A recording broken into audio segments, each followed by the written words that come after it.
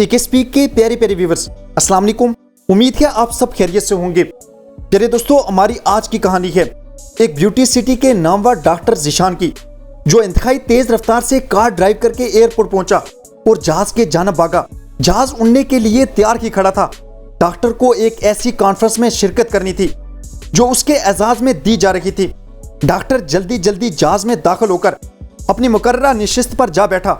जहाज के उड़ने के कुछ ही देर बाद कॉकपिट से ये ऐलान हुआ, आसमानी बिजली के कड़कने और तेज तूफानी बारिश की वजह से मजीद परवाज जारी रखना मुमकिन नहीं, इसलिए जहाज को नजदीक तरीन हवाई अड्डे पर उतारा जा रहा है। डॉक्टर जहाज लैंड होते ही हवाई अड्डे के मुंतजिम अमले के पास गया और गोया हुआ, मैं एक जाना माना आलमी शोहरत का हामिल डॉक्टर हूँ। मेरे लिए मेरा एक एक मिनट अहमियत रखता है और आप चाहते हैं कि मैं यहाँ पागलों की तरह बैठकर बारिश के रुकने का इंतजार करूँ। मुझे आज सदारती एजाज से नवाजा जाएगा, इसलिए मेरा कॉन्फ्रेंस में पहुंचना इंतहाई जरूरी है। अमले का एक शख्स बोला, जनाब डॉक्टर ज़ीशान साहब, अगर आपको ज्यादा जल्दी है तो मेरे पास कार है, मैं उसमें आपको दूसरे शहर तक पहुंचा सकता हूं। यहाँ से हमें सिर्फ 3 घंटे लगेंगे और आप अपनी मंजिल तक पहुंच जाएंगे। डॉक्टर ने कार ली और जल्दी पहुंचने की खातिर खुद की ड्राइव करता निकल पड़ा, लेकिन यहाँ भी किस्मत ने साथ न दिया। मूसलाधार बारिश और तूफान ने हर चीज की हालत खराब कर रखी थी। अभी आधा रास्ता बाकी था कि पानी की ज्यादती की वजह से सड़क से गाड़ी कब उतरी पता ही न चला। वो डॉक्टर रास्ता भूल गया। नई मुसीबत ये आई कि गाड़ी कीचड़ में फंस गई। नाउमीदी की हालत में डॉक्टर कार से उतरकर पैदल चल पड़ा। अभी थोड़ी ही दूर गया था कि एक कच्ची बस्ती नजर आई।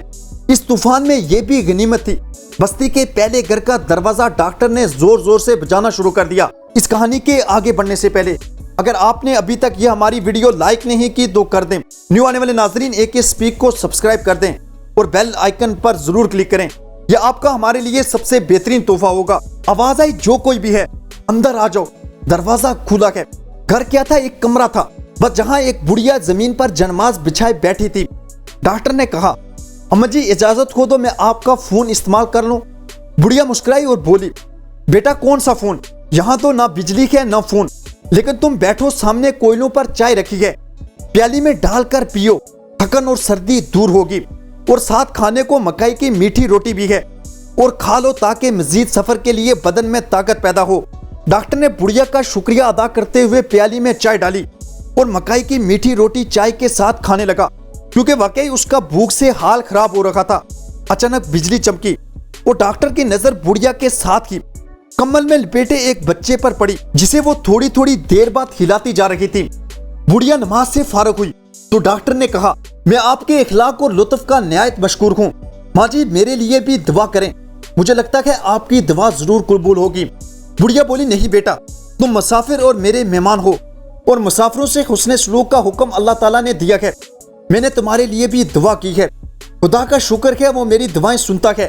बस एक दुआ की मकबूलियत में शायद देर है अभी। डॉक्टर ने पूछा, कौन सी दुआ? बुढ़िया बोली, ये बच्चा जो तुम्हारी आंखों के सामने अदमुआ पड़ा है मेरा पोता है। माँ बाप एक हादसे में मर गए तो इस मासूम की जिम्मेदारी मुझ पर आ गई। इसे कोई मौजी मर्ज है। डॉक्टर कहते हैं इस मर्ज का इलाज वो नहीं कर सकते।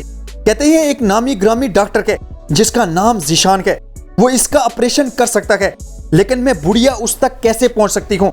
ले भी गई तो ये भी मालूम नहीं कि वो ऑपरेशन करेगा या नहीं, जाने कितने पैसे मांगेगा, और मुझ गरीब के पास दवाओं के सिवा कुछ भी नहीं। बस इसीलिए बच्चे को ख्वाम ख्वार करने के बजाय बस अल्लाह ताला से दुआ करती हूँ कि वो मेरी मुश्किल को आसान करे। ये सब सुनते डॉक्टर की आंखों से आंसू का सैलाब उबर रहा था। जैसे बामुश्किल खुद पर काबू पाकर भरी हुई आवाज में बोला, मुझे खुदा की कसम, आपकी दुआ ने हवाई जहाज को नीचे उतार लिया, आसमान पर बिजलियां गुंदवा दी, मुझे रास्ता बुलाकर मेरी कार को कीचड़ में फंसा दिया ताकि मैं यहाँ तक खींचा चला आऊं। वो खुदाया, मुझे यकीन नहीं आ रहा कि मेरा खुदा दूर झोंपड़ी में बैठी एक माँ की दुआ ऐसे भी कबूल करता है कि तमाम असबाब फराम करके मुझ जैसे डॉक्टर को उसके दर पर लाकर फेंक सकता है। बेशक मेरा रब मस्बुल अस्काब है। रोता हुआ डॉक्टर अब सजदे में गिर चुका था। आज बूढ़ी अम्मा की सारी दवाएं रंग ला चुकी थी। प्यारे दोस्तों, नामुमकिन कुछ भी नहीं होता।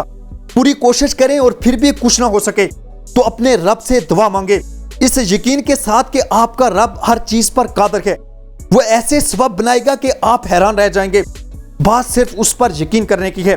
कमेंट सेक्शन में ये जरूर बताइएगा आपको ये हमारी कहानी कैसी लगी। आखिर तक हमारा साथ देने का बहुत शुक्रिया। खुश रहें और खुशियां बांटें, यही इस आरज़ी जिंदगी का हुस्न है।